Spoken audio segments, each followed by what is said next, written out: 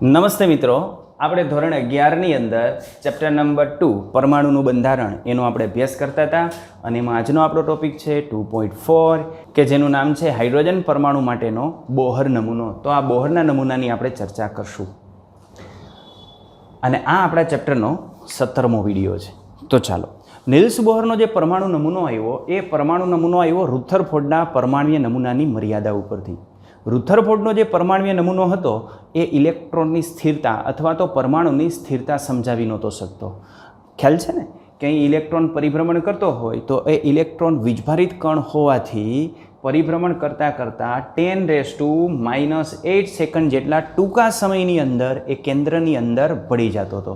અને રુથરફોર્ડનો જે પરમાણ્વીય નમૂનો છે એ થોમ્સનના પરમાણ્વીય નમૂનાનું જ નાનું સ્વરૂપ બની જતું હતું.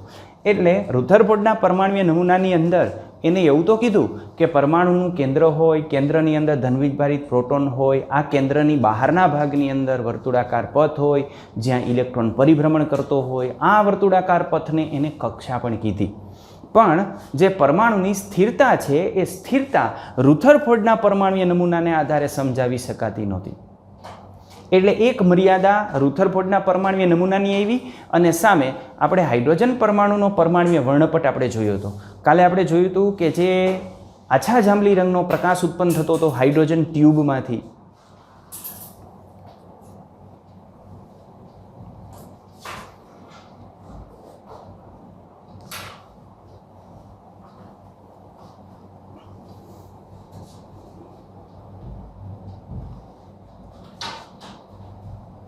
કે જે હાઇડ્રોજન ટ્યુબમાંથી આછા જાંબલી રંગનો પ્રકાશ ઉત્પન્ન થતો હતો અને એ પ્રકાશનો આપણે સ્પેક્ટ્રોફોટોગ્રાફ લીધો હતો. એની અંદર ચોક્કસ તરંગલંબાઈ ધરાવતા વિકિરણો જ આપણને મળ્યા.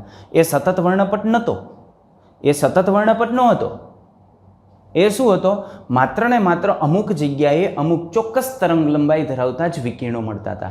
તો એને આધારે આપણે એવું વિચારી શકીએ કે એની અંદર ઇલેક્ટ્રોન અમુક ચોક્કસ જગ્યાથી અમુક ચોક્કસ જગ્યાએ જ સંક્રાંતિ કરતો હશે.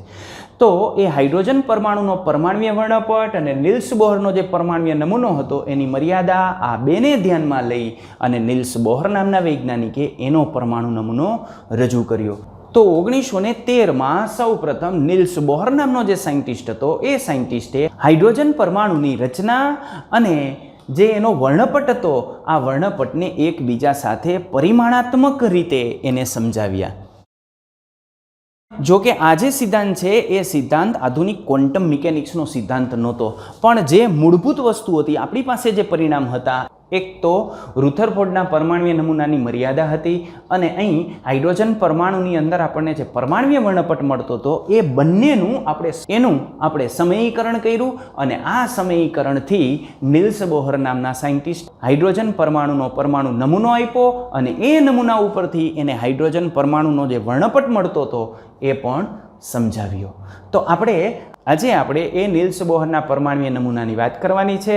તો આ નિલ્સ બોહરે જે પરમાણુ નમૂનો આપ્યો એમાં એને હાઇડ્રોજન પરમાણુ માટે કેટલીક અભિધારણા કરેલી હતી. આપણે એ અભિધારણાની વાત કરવાની છે. તો ચાલો આપણે એ અભિધારણાની વાત કરીએ. તો સૌ પ્રથમ નિલ્સ બોહરે પહેલી બાબત તો એ કીધી કે આ જે હાઇડ્રોજનનો પરમાણુ છે એ પરમાણુની અંદર એક કેન્દ્ર છે અને કેન્દ્રની આસપાસ વર્તુળાકાર પથમાં ઇલેક્ટ્રોન પરિભ્રમણ કરે છે અને આ જે વર્તુળાકાર પથ છે તેને નિલ્સ બોહરે કક્ષા કીધી અને આ જે કક્ષા છે એ કક્ષા સ્થિર છે. એને આપણે સ્થિર અવસ્થા તરીકે પણ ઓળખીએ છીએ. એની ત્રિજ્યા અને જે ઉર્જા છે એ પણ આપણને ચોક્કસ મળે છે અને આ જે કક્ષા છે એ કક્ષા કેન્દ્રની આસપાસ સંકેન્દ્રિત થયેલી હોય, યાની કેન્દ્રની આસપાસ ગોઠવાયેલી હોય. તો સૌ પ્રથમ એને જે પહેલો મુદ્દો રજૂ કર્યો એમાં એને આ કીધું કે પરમાણુનું કેન્દ્રની આસપાસ વર્તુળાકાર પથમાં ઇલેક્ટ્રોન પરિભ્રમણ કરે છે. એ વર્તુળાકાર પથને એને કીધી કક્ષા અથવા સ્થિર અવસ્થા. એને સ્થિર અવસ્થા એટલા માટે કહીએ છીએ કે જ્યાં સુધી એ કક્ષાની અંદર પરિભ્રમણ કરતો હોય ત્યાં સુધી ઉર્જાનું શોષણ કે ઉત્સર્જન એ નથી કરતો, એટલા માટે એને સ્થિર અવસ્થા તરીકે ઓળખીએ છીએ. અને એ સ્થિર અવસ્થામાં એની જે ત્રિજ્યા છે એ અને ઉર્જા ચોક્કસ રહે છે. અને બીજી એને આ વાત કરી કે કેન્દ્રની આસપાસ સંકેન્દ્રિત થયેલો હોય છે. નિલ્સ બોહરે જે બીજો મુદ્દો રજૂ કર્યો એ બીજો મુદ્દો કંઈક આ રીતે હતો. કાલે આપણે વાત કરી હતી કે હાઇડ્રોજન પરમાણુની અંદર આવી જુદી જુદી કક્ષાઓ હોય છે. આ જે કક્ષાઓ છે એ કક્ષાઓને આપણે શક્તિ સ્તર તરીકે દર્શાવીએ તો આવા જુદા જુદા શક્તિ સ્તર હોય છે. હાઇડ્રોજન પરમાણુની અંદર આવા જુદા જુદા શક્તિ સ્તરો હોય છે. માનો કે આ એક શક્તિ સ્તર છે અને એમાં ઇલેક્ટ્રોન રહેલો છે. તો અહીં જે ઇલેક્ટ્રોન રહેલો છે એ ઇલેક્ટ્રોન ઉપર જો વિદ્યુત ચુંબકીય વિકિરણ આપાત થાય, આ વિદ્યુત ચુંબકીય વિકિરણ આપણે આપાત કર્યું તો વિદ્યુત ચુંબકીય વિકિરણ તમે જાણો છો કે આ વિદ્યુત ચુંબકીય જે વિકિરણ છે એ પોતે ઉર્જાનું એક સ્વરૂપ છે. E = h nu મુજબ. તો એ પોતે ઉર્જાનું સ્વરૂપ છે તો એમાંથી આ ઉર્જાનું શોષણ કરશે અને એ ઉર્જાનું શોષણ કરી અને આ ઇલેક્ટ્રોન ત્યાંથી ઉત્તેજિત અવસ્થાની અંદર જશે. તો આ ઇલેક્ટ્રોન જે ઉત્તેજિત અવસ્થામાં ગયો એ ઘટનાને આપણે કહીએ છીએ અવશોષણ. તો અહીં આ વિદ્યુત ચુંબકીય વિકિરણનું શોષણ કરે છે એટલે પોતાની પાસે કંઈક ઉર્જા હતી, વધારાની ઉર્જા મેળવી અને ત્યાંથી એ ઉપરની અવસ્થાની અંદર ગયો એટલે ત્યાંથી એ ઉત્તેજિત અવસ્થામાં ગયો. આને આપણે ઉત્તેજિત અવસ્થા કહીએ છીએ. કાલે આપણે ચર્ચા કરી હતી એ મુજબ આ ઉત્તેજિત અવસ્થામાં લાંબો સમય ટકે નહીં અને જો એ લાંબો સમય ટકે નહીં તો ત્યાંથી સીધો જ એ ઇલેક્ટ્રોન ધરા અવસ્થામાં આવશે અને જ્યારે ધરા અવસ્થામાં આવે ત્યારે આ બંને વચ્ચે ઉર્જાનો જેટલો તફાવત હશે એટલી ઉર્જા h nu સ્વરૂપે યાની ન્યુ આવૃત્તિ ધરાવતા તરંગ સ્વરૂપે છૂટી પડશે. તો આ જે આપણને મળે છે એને આપણે કહેશું ઉત્સર્જન વર્ણપટ. તો જો શોષણ અથવા અવશોષણ થાય તો ઇલેક્ટ્રોન નીચા ઉર્જા સ્તરમાંથી ઊંચા ઉર્જા સ્તરમાં જશે અને એના કરતાં ઉલટું કે જો એ ઉપરથી નીચે આવે તો એને આપણે ઉત્સર્જન કહેશું. તો આ ઉત્સર્જન દરમિયાન ઇલેક્ટ્રોન ઊંચા ઉર્જા સ્તરમાંથી નીચા ઉર્જા સ્તરમાં આવશે, પોતાની ઉર્જામાં ઘટાડો કરશે અને જે ઉર્જામાં ઘટાડો થાય છે એ વિકિરણ સ્વરૂપે છૂટો પાડશે. બરાબર? રેડી? પણ આ ઉર્જાનો ફેરફાર થશે ક્યારે? તો જો ઇલેક્ટ્રોન એક કક્ષામાંથી બીજી કક્ષામાં જાય તો. જો ઇલેક્ટ્રોન એ જ કક્ષાની અંદર પરિભ્રમણ કરતો રહે તો ઉર્જામાં ફેરફાર નહીં થાય. તો જો ઇલેક્ટ્રોન એક જ કક્ષાની અંદર પરિભ્રમણ કરતો રહે તો ત્યાં ઉર્જામાં ફેરફાર નથી થતો, સમય સાથે એની ઉર્જા બદલાતી નથી. માટે આવી જે કક્ષા છે એને આપણે સ્થિર કક્ષા કહીએ છીએ. એટલે આ રેડી. પણ જો ઇલેક્ટ્રોન ઉપલી સ્થિર કક્ષામાં જાય એટલે જ્યાં છે ત્યાંથી ઉપરની સ્થિર કક્ષામાં જશે તો આપણે શું કહેશું? ઉર્જાનું અવશોષણ કરી અને ઊંચા ઉર્જા સ્તરની અંદર ગયો. બરાબર? અને આના કરતાં ઉલટું જો ઊંચાઈ ઉર્જા અવસ્થામાંથી એ નીચી ઉર્જા અવસ્થામાં ઉપર છે અને ત્યાંથી નીચે આવશે તો શું થશે? તો થશે ઉર્જાનું ઉત્સર્જન. એટલે જો એ જ કક્ષાની અંદર પરિભ્રમણ કરતો રહે તો એની ઉર્જા બદલાય નહીં. પણ કોઈ પણ કારણો સંજોગે એને ગરમ કરીને અથવા તો વિદ્યુત ચુંબકીય વિકિરણ આપાત કરી અને જો એને ઉર્જા આપણે આપશું એ ઉર્જાનું અવશોષણ કરશે તો એની ઉર્જા વધશે યાની નીચા ઉર્જા સ્તરમાંથી ઊંચા ઉર્જા સ્તરની અંદર જશે અને જે ઉર્જાનું શોષણ થશે એ આપણને જે કાલે વર્ણપટ મળતો હતો એમાં મિસિંગ રહેશે યાની બ્લેક લાઇન મળશે અને એના કરતાં ઉલટું ઉત્સર્જનમાં ઊંચામાંથી નીચામાં આવશે જેથી ઉર્જાનું ઉત્સર્જન થશે. તો આ રીતનું આપણને આની અંદર જોવા મળે છે. અહીં જે ઉર્જાનો ફેરફાર જોવા મળે છે એ ચોક્કસ હોય છે એટલે આની અંદર જે ઉત્સર્જિત થતી ઉર્જા છે એ કન્ટિન્યુ નહીં મળે, અમુક ગાળામાં ઉર્જા છૂટી પડશે. માટે આ ઉર્જાનો જે ફેરફાર છે એ સતતપણે થતો નથી. ચલો તો હવે આપણે વાત કરીએ છીએ આ બે ઉર્જા સ્તરની. આ એક ઉર્જા સ્તર છે, આ બીજું ઉર્જા સ્તર છે. આને આપણે કહીએ છીએ ધરા અવસ્થા, આને આપણે કહીશું ઉત્તેજિત અવસ્થા. બરાબર? માનો કે આની જે શક્તિ છે હું E1 લઈ લઉં અને આની શક્તિ E2 લઈ લઉં તો જો આમાં રહેલો જે ઇલેક્ટ્રોન છે એ અહીંથી અહીં જાય તો એ ઉર્જાનું શોષણ કરશે અને જો અહીંની રહેલો જે ઇલેક્ટ્રોન છે એ ત્યાંથી અહીં આવે તો ઉર્જાનું શું કરશે? ઉત્સર્જન કરશે. અહીં ઉત્સર્જન થશે એ કોનું થશે? બરાબર, ઉર્જાનું. તો અહીં જે ઉર્જાનો ફેરફાર આપણને મળશે ડેલ્ટા ઈ, એ ડેલ્ટા ઈ આપણને કેટલો મળશે? તો એ મળશે E2 માઇનસ E1, આમ મળશે. બરાબર. અને આમાં આપણે જાણીએ છીએ કે આ જે ઉર્જા છે એટલે આનો તફાવત આપણને શું મળશે? ઉર્જા. અને ઉર્જાને આપણે કેવી રીતે દર્શાવીએ છીએ? તો E is equal two h new. તો આપણને આ રીતે મળે. હવે જો એમાંથી આપણે આવૃત્તિ ન્યુને કરતા બનાવીએ તો આ સમીકરણ આપણને આમ મળે, આવૃત્તિ h new is equal to delta E. તો આના પરથી મળે new is equal two E2 minus E1 ના છેદમાં h. તો કઈ આવૃત્તિ છૂટી પડશે? બધી આવૃત્તિ મળશે? ના, સતત નહીં મળે. જો બધી જ આવૃત્તિ અને બધી જ તરંગ લંબાઈ મળતી હોત ને તો આપણે એને સતત વર્ણપટ કહેત. પણ અહીં ચોક્કસ જ આવૃત્તિ આપણને મળશે અને એ કઈ હશે?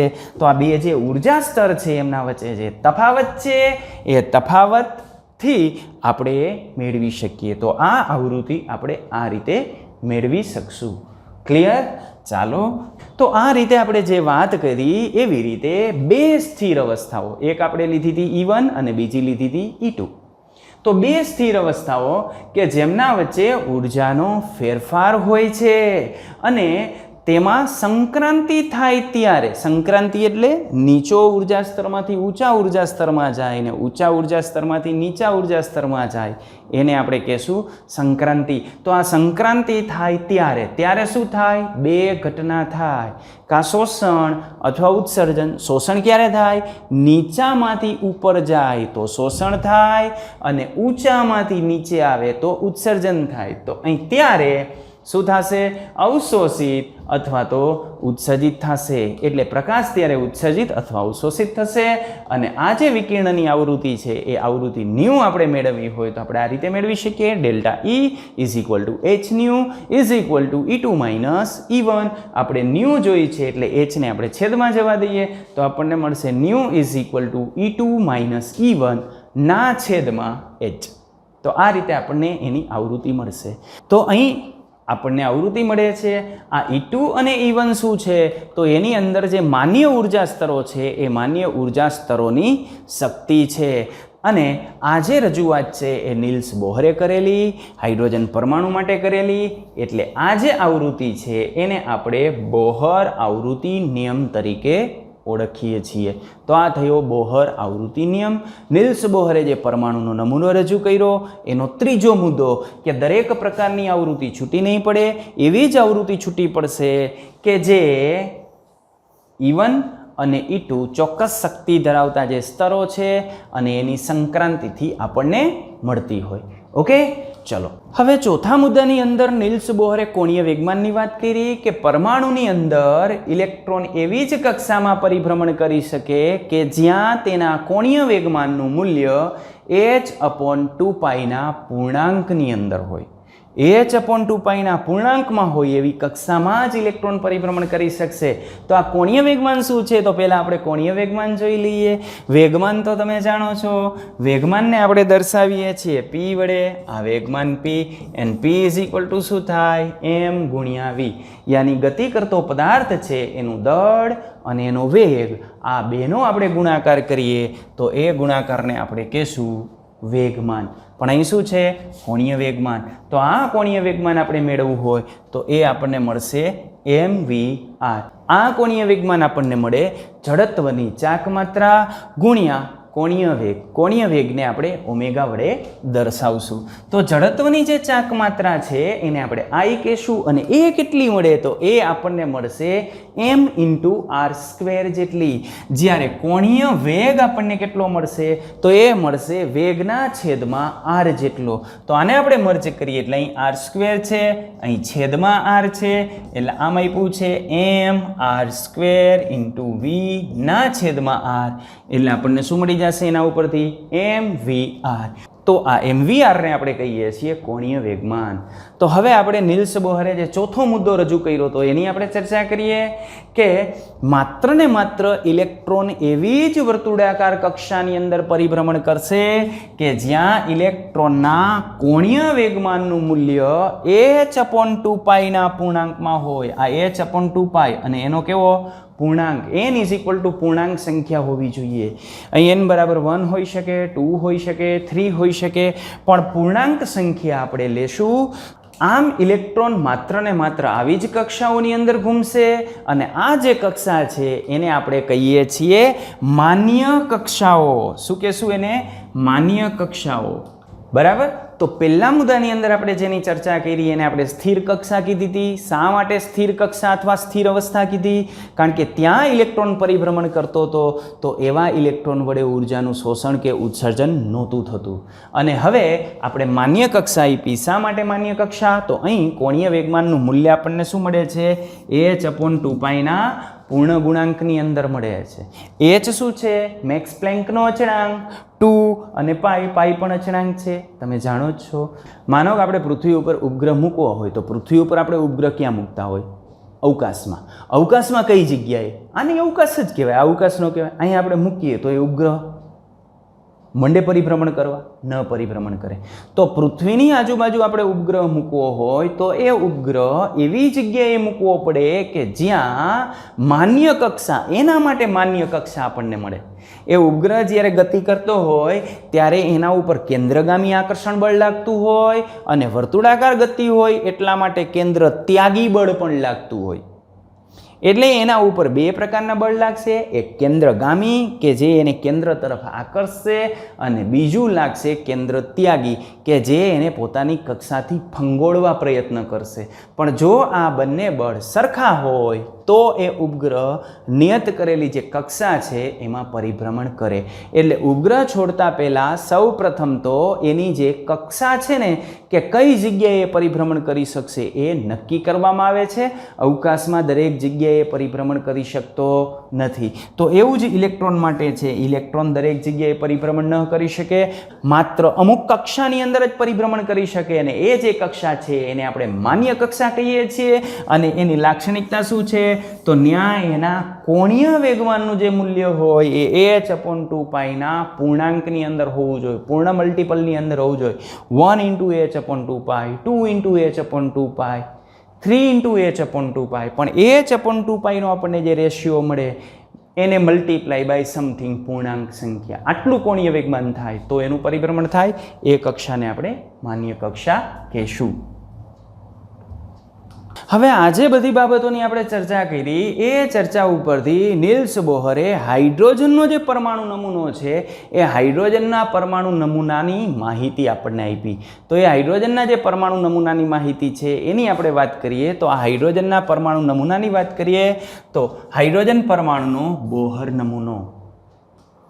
એમાં સૌ પ્રથમ એમ કીધું કે ઇલેક્ટ્રોન માટેની જે સ્થિર કક્ષાઓ છે એ સ્થિર કક્ષાઓને આપણે n બરાબર 1, 2, 3 આના વડે દર્શાવીએ છીએ.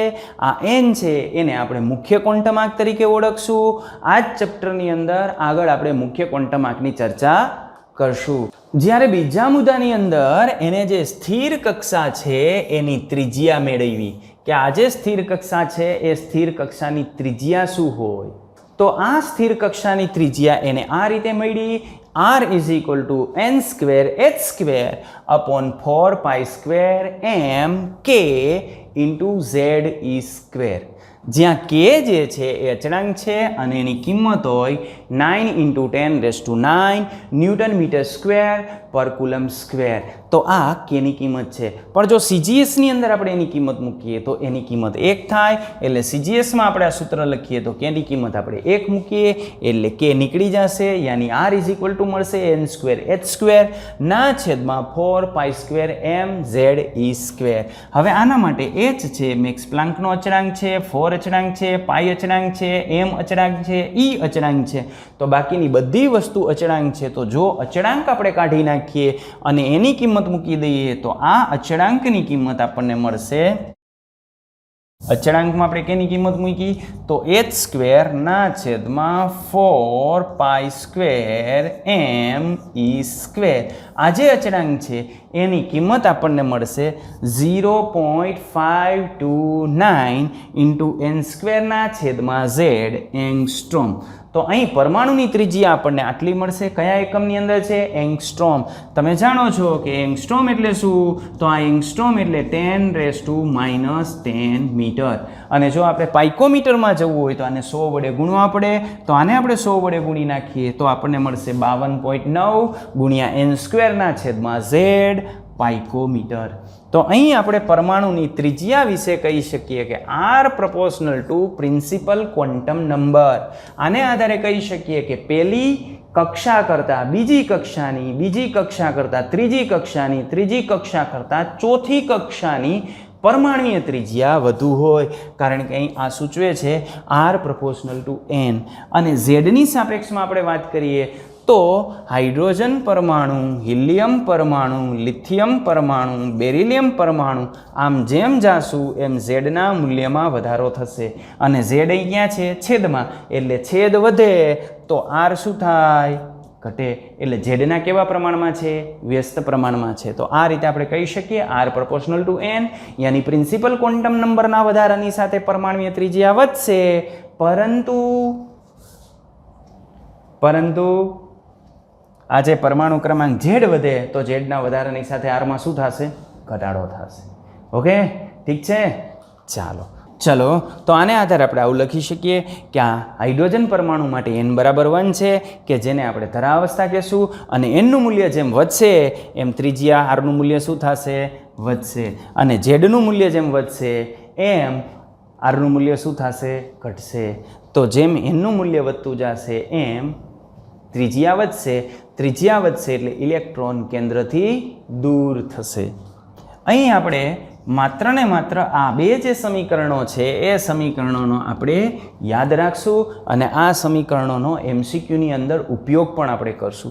ઉપરના સમીકરણો યાદ રાખવા જરૂરી નથી, આ બે સમીકરણો આપણે યાદ રાખશું.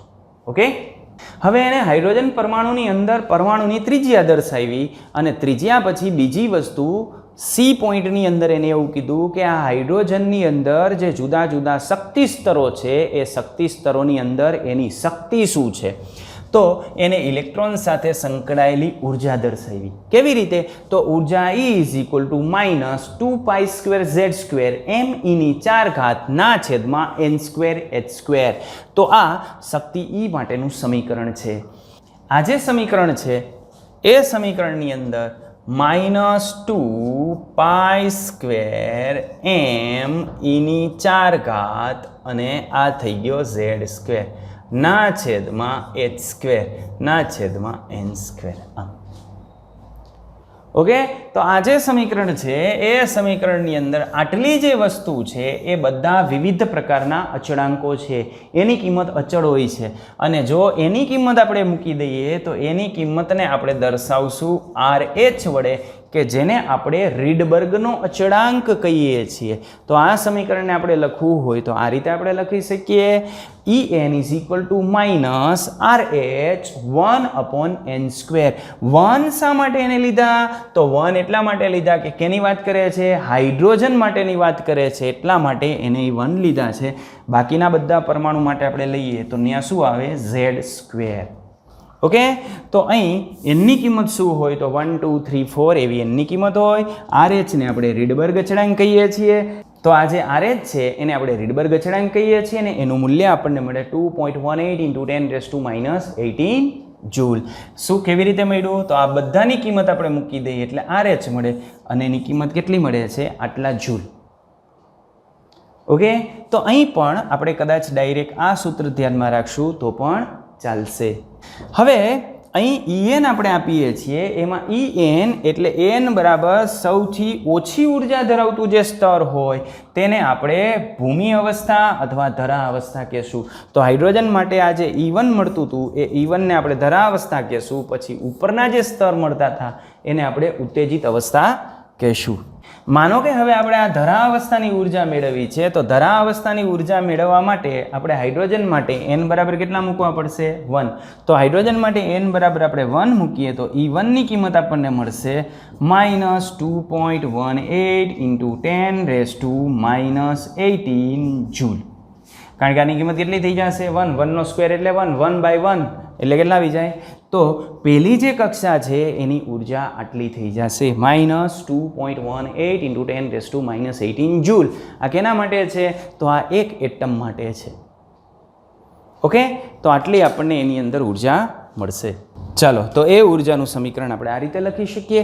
આવી જ રીતે જે બીજું શક્તિ સ્તર છે એના માટે આપણે ઉર્જાનું મૂલ્ય લખવું હોય તો બીજા શક્તિ સ્તર માટે આપણે આ રીતે ઉર્જાનું મૂલ્ય લખી શકશું. ચલો, હવે આ જે હાઇડ્રોજન વર્ણપટની અંદર આપણને લાઇમેન, બામર, પાસ્ટન, બ્રેકેટ અને ફુંડની જે શ્રેણી મળતી હતી એ છે આધરાવસ્થા છે. તો અહીં આ થશે પહેલું શક્તિ સ્તર કે જેની ઉર્જા આપણને મળશે E1 અને એની કિંમત થશે -2.18 × 10⁻18 જૂલ. તો આટલી ઉર્જા આપણને મળશે E1. રેડી? આપણે આ E2ની વાત કરીએ તો અહીં જે ઉર્જા મળશે એ E2 મળશે. તો E2 આપણે મેળવવી હોય તો કેમ મળશે? -2.18 × 10⁻18 1/2² એટલે 4. 2 સ્ક્વેર એટલે 4, 1/4 એટલે આના કેટલા? એના કેટલા? 25%. તો આના સીધા જ 25% આપણને મળશે. અહીં ચોથો ભાગ મળશે આની ઉર્જા. રેડી? આની આપણે ઉર્જા જોતી હોય તો આની ઉર્જા આપણને શું મળશે? E3. શેના વડે દર્શાવશું? E3 વડે. તો -2.18 × 10⁻18 × 1/9. આમાં લેવી હોય તો × 1/16, 1/25. રેડી? તો આપણે સૂત્રનો ઉપયોગ કરી અને આમાં દરેક ઉર્જા સ્તરની શક્તિ આપણે મેળવી શકીએ. તો હવે જુઓ, માનો કે આપણે આ વિકિરણની અંદર આ જે વિકિરણ ઉત્સર્જિત થાય છે એની શક્તિ આપણે મેળવવી હોય તો આપણને કેમ મળે? આ પહેલું શક્તિ સ્તર છે એની શક્તિ અથવા આવૃત્તિ આપણે મેળવવી હોય તો કેવી રીતે મળે? આ જે શક્તિ સ્તર છે એની ઉર્જા આપણી પાસે છે, આ શક્તિ સ્તરની ઉર્જા આપણી પાસે છે. બંને વચ્ચે શક્તિ સ્તરની જે ઉર્જા છે એ ઉર્જાનો આપણે તફાવત લઈ લઈએ એટલે આપણને મળે ΔE. તો ΔE = આપણે મૂકતા hν અને એના ઉપરથી જો આવૃત્તિ જોતી હોય તો આવૃત્તિ આપણને મળશે ΔE/h. તો કઈ તરંગ લંબાઈ આ ધરાવતું હશે, કઈ આવૃત્તિ આ ધરાવતું હશે તો એની આવૃત્તિ આપણને મળશે આ રીતે. અને આવૃત્તિ મળી જાય તો તરંગ લંબાઈ તો મળી જ જાય. ઓકે, તો કાલે આપણે જે હાઇડ્રોજન પરમાણુનો પરમાણુય વર્ણપટ જોતા હતા એમાં આવી ચોક્કસ જ કેમ જોવા મળતી હતી? આવી કેમ નહોતી મળતી? માનો કે એકઈ તરંગ લંબાઈ આવી કેમ ન મળી?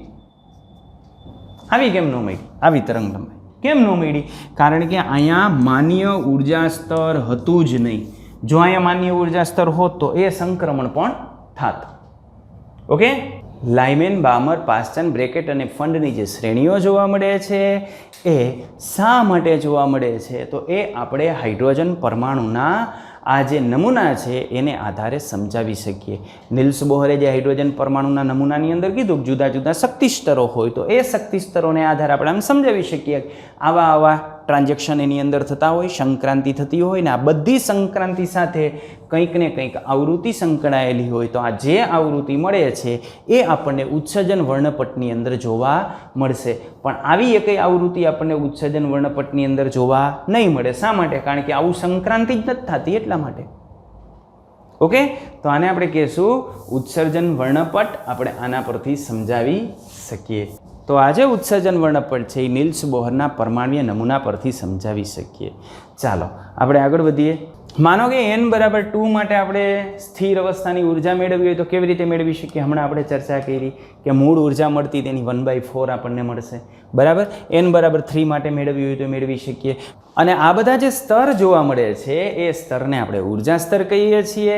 અને આ ઉર્જા સ્તરની અંદર ઇલેક્ટ્રોન ઉપર કેન્દ્રનું આકર્ષણ લાગતું હોય. આ કેન્દ્રનું આકર્ષણ લાગે એટલે ઇલેક્ટ્રોન ઉત્તેજિત અવસ્થામાંથી ત્યાંથી પાછો આવે છે.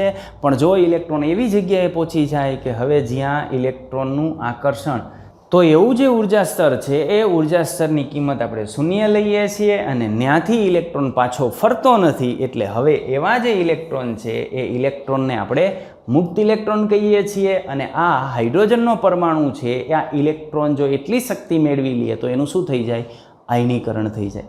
આ હાઇડ્રોજન પરમાણુ માટે એનું આયનીકરણ ઉર્જા જોઈએ તો પહેલાંની જે શક્તિ છે એ આપણને મળે છે 2.18 × 10⁻18 જૂલ. બરાબર? અહીં જે માઇનસ નિશાની આપણે દર્શાવીએ છીએ એ શું છે? તો અહીં દર્શાવેલી જે માઇનસ નિશાની છે એ ઉર્જામાં થતો ઘટાડો છે. તમે જાણો છો કે પરસ્પર વિરુદ્ધ વીજભાર હોય એના વચ્ચે આકર્ષણ હોય. હવે પરમાણુના કેન્દ્રમાં શું છે? ધન વીજભારિત પ્રોટોન. પરમાણુ કેન્દ્રની બહારના ભાગમાં શું છે? ઇલેક્ટ્રોન. તો કેન્દ્ર અને ઇલેક્ટ્રોન વિરુદ્ધ વીજભાર ધરાવે. જો વિરુદ્ધ વીજભાર ધરાવે તો આકર્ષણ હોય. આકર્ષણ હોય એટલે શક્તિ ઘટે અને સ્થિરતા વધે, એટલે એની સ્થિરતા વધારે હોય. તો જેમ ઇલેક્ટ્રોન કેન્દ્રની નજીક આવતો જાય એમ એની સ્થિરતા વધતી જાય અને શક્તિ ઘટતી જાય. આ શક્તિનો ઘટાડો દર્શાવે છે. માઇનસ શું દર્શાવે છે? શક્તિનો ઘટાડો. તો જો આ ઇલેક્ટ્રોન છે એ પહેલા ઉર્જા સ્તરની અંદર હોય તો એની ઉર્જા મળે 2.18 × 10⁻⁻18 જૂલ. એટલે જો આપણે આ ઇલેક્ટ્રોનને આટલી ઉર્જા આપી દઈએ તો એની ઉર્જા આટલી છે એની પાસે અને હું આટલી જ આપી દઉં છું 2.18 × 10⁻18 જૂલ. તો હવે આ ઇલેક્ટ્રોનની ઉર્જા કેટલી થઈ જશે? 0. અને જો આ ઇલેક્ટ્રોનની ઉર્જા 0 થઈ જાય તો આવો ઇલેક્ટ્રોન શું થઈ જશે? કેન્દ્રના આકર્ષણથી મુક્ત. એટલે આનું શું થયું કહેવાય? આયનીકરણ. આ ક્રિયા થઈ ગઈ. હાઇડ્રોજન એમાંથી બની ગયો H+ અને એક ઇલેક્ટ્રોન. આ ઇલેક્ટ્રોન થઈ ગયો મુક્ત. પણ મુક્ત કરવા માટે આપણે કેટલી ઉર્જા આપવી પડે? તો પહેલા શક્તિ સ્તરની ઉર્જા કેટલી છે? -2.18. એટલી જ, પણ તમારે આપવાની એટલે પ્લસ. તો +2.18 × 10⁻⁻18 જૂલ છે. આને આપણે કહેશું આયનીકરણ ઉર્જા. આ હાઇડ્રોજનની અંદર એક ઇલેક્ટ્રોન મુક્ત કરવા માટે આપણે આટલી ઉર્જા આપવી પડે. તો કોઈ પણ પરમાણુ માટે આપણે આયનીકરણ ઉર્જા જોતી હોય તો કેવી રીતે મળે? અરે મારા ભાઈ, જે પહેલી કક્ષા છે, ધરા અવસ્થા છે, એમાં જે ઇલેક્ટ્રોનની ઉર્જા છે એ જ એની આયનીકરણ ઉર્જા થાય. પણ પહેલા સ્તરમાં ઉર્જાનું મૂલ્ય ઋણ હોય અને આયનીકરણ ઉર્જાનું મૂલ્ય આપણે કેવું દર્શાવવું પડે? પ્લસ, કારણ કે આપવાની થાય છે. ઓકે? એટલે આ જે પરિસ્થિતિ છે, ઇલેક્ટ્રોન જે મુક્ત થઈ ગયો એ જે પરિસ્થિતિ છે એમાં એનની કિંમત કેટલી આવશે? તો એમાં એનની કિંમત આપણે ઇન્ફાઇનાઇટ દર્શાવીએ છીએ. પહેલું શક્તિ સ્તર, બીજું, ત્રીજું, ચોથું, આને આપણે અનંત શક્તિ સ્તર કહીએ છીએ. અને તેનાથી આપણને જે મળે છે એને શું કહીએ છીએ? આયન થયેલો હાઇડ્રોજન વાયુ. હમણાં આપણે વાત કરી ને કે H, એક ઇલેક્ટ્રોન ગુમાવી દીધો, H+. તો આયન થયેલો હાઇડ્રોજન પરમાણુ એટલે H+ ની આપણે વાત કરીએ છીએ. જ્યારે ઇલેક્ટ્રોન કેન્દ્ર વડે આકર્ષાય છે ત્યારે ઉર્જાનું ઉત્સર્જન થાય છે. આ ઉર્જાનું ઉત્સર્જન થાય એટલે ઇલેક્ટ્રોનની ઉર્જા ઘટે, અને ઇલેક્ટ્રોનની ઉર્જા ઘટે એટલે આપણે એને કેવી નિશાની વડે દર્શાવીએ છીએ? ઋણ નિશાની વડે દર્શાવીએ છીએ. ઓકે, ચાલો. તો અહીં જે તે કક્ષાની અંદર એની જે ઋણ ઉર્જા આપણને મળે છે એ ઋણ ઉર્જા આ શૂન્ય ઉર્જાવાળી કક્ષા, શૂન્ય ઉર્જાવાળી કક્ષા એટલે n ઇન્ફાઇનાઇટની સરખામણીમાં પ્રતિનિધિત્વ કક્ષા એટલે કઈ? તો n બરાબર તમે 1 ની વાત કરો છો કે 2 ની વાત કરો છો, કઈની વાત કરો છો, જેની વાત કરો છો એ પ્રતિનિધિત્વ કક્ષાની સ્થાયીતા દર્શાવે છે. કારણ કે n બરાબર ઇન્ફાઇનાઇટની અંદર એની શક્તિ કેવી છે? 0 છે. એની શક્તિમાં કાંઈ ઘટાડો થતો નથી. અને અહીં તમે n બરાબર 1 માં જાઓ યા 2 માં જાઓ યા 3 માં જાઓ તો એની શક્તિમાં ઘટાડો થાય છે, શક્તિ ઘટે છે. શક્તિ ઘટે એટલે સ્થિરતા વધે. રેડી? તો આ રીતે આપણે શક્તિ અને સ્થિરતા સમજાવી શકીએ. તો આમ જે પ્રતિનિધિ તત્વો છે એ n બરાબર ઇન્ફાઇનાઇટની અંદર જ્યારે ઇલેક્ટ્રોન રહેલો હોય એના કરતાં પ્રતિનિધિ કક્ષાની અંદર જ્યારે ઇલેક્ટ્રોન રહેલો હોય ત્યારે તે વધુ સ્થાયી હોય છે. ચલો હવે આપણે ત્યાંથી આગળ વધીએ. આ જે નિલ્સ બોહરનો પરમાણુ નમૂનો છે એની એક મર્યાદા એ છે કે માત્ર ને માત્ર હાઇડ્રોજન પરમાણુનો પરમાણ્વીય વર્ણપટ સમજાવી શકે છે, પણ વધુ ઇલેક્ટ્રોન ધરાવતા જે પરમાણુ છે એનો પરમાણ્વીય વર્ણપટ એ સમજાવી શકતો નથી. એટલા માટે હાઇડ્રોજન અથવા તો એના જેવા એક ઇલેક્ટ્રોન ધરાવતા આયન, દાખલા તરીકે માનો કે આપણે હિલિયમની વાત કરીએ તો હિલિયમમાં 2 ઇલેક્ટ્રોન હોય, પણ જો હિલિયમ એક ઇલેક્ટ્રોન ગુમાવી દઈએ તો હવે એની અંદર ઇલેક્ટ્રોનની સંખ્યા કેટલી હશે? 1. લિથિયમમાં 3 ઇલેક્ટ્રોન હોય, પણ જો એ 2 ઇલેક્ટ્રોન ગુમાવી દઈએ તો હવે એની અંદર ઇલેક્ટ્રોનની સંખ્યા કેટલી હશે? 1. બેરિલિયમ એમાં 4 ઇલેક્ટ્રોન હોય, પણ જો એ 3 ઇલેક્ટ્રોન ગુમાવી દઈએ તો હવે એની અંદર ઇલેક્ટ્રોનની સંખ્યા કેટલી થશે? 1. તો આ બધાની અંદર ઇલેક્ટ્રોનની સંખ્યા 1 છે.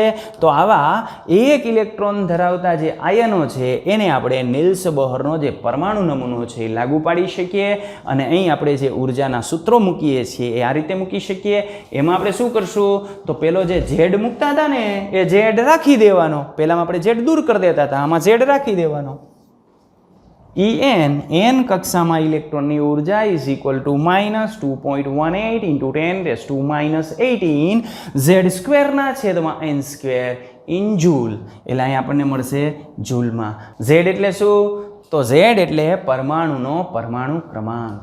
જો હાઇડ્રોજન સિવાયના પરમાણુ માટે હોય તો પરમાણુની ત્રિજ્યા આપણે આમ લખી શકીએ R is equal two 52.9 n સ્ક્વેરના છેદમાં ઝેડ.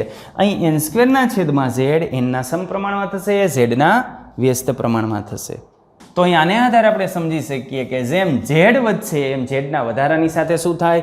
તો આ ઝેડના વધારાની સાથે આ ઝેડ જેમ વધશે એમ ઝેડના વધારાની સાથે આ મૂલ્ય વધુ ઋણ બનશે અને એનના વધારાની સાથે એ મૂલ્ય ઓછું ઋણ બનશે.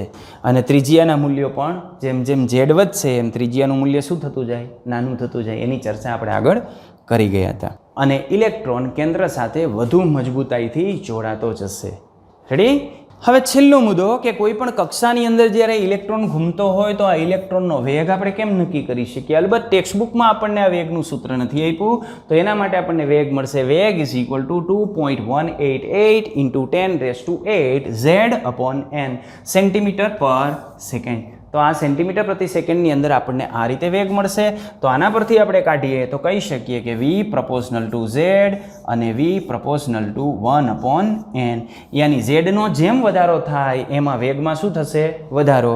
અને જેમ મુખ્ય ક્વોન્ટમ નંબર જે છે એ વધે એમ એના વધારાની સાથે ઇલેક્ટ્રોનના વેગમાં શું થશે? ઘટાડો.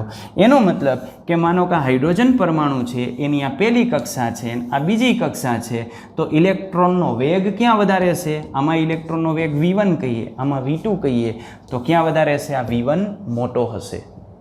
ઓકે, તો અહીં V1 મોટો હોય. અને હાઇડ્રોજન પરમાણુની અંદર જે ઇલેક્ટ્રોન ઘૂમતો હોય છે એનો વેગ 2.0 ઇન્ટુ 10⁸ મીટર પર સેકન્ડ મેળવવામાં આવેલો. યાની એક સેકન્ડની અંદર એ નાના એવી જે કક્ષા છે એમાં 2 લાખ કિલોમીટરનું અંતર કાપે છે. છે ને બધું ઇમેજિંગ? કેવી રીતે મેળવ્યું હશે વિચારો જોઈ. તો આ આપણે એની વાત કરી, આ રીતે આપણે દર્શાવી શકીએ. તો હાઇડ્રોજન પરમાણુની અંદર આપણને જે રેખીય વર્ણપટ જોવા મળે છે એ કેવી રીતે જોવા મળે છે એના વિશે આપણે કાલે ચર્ચા કરશું.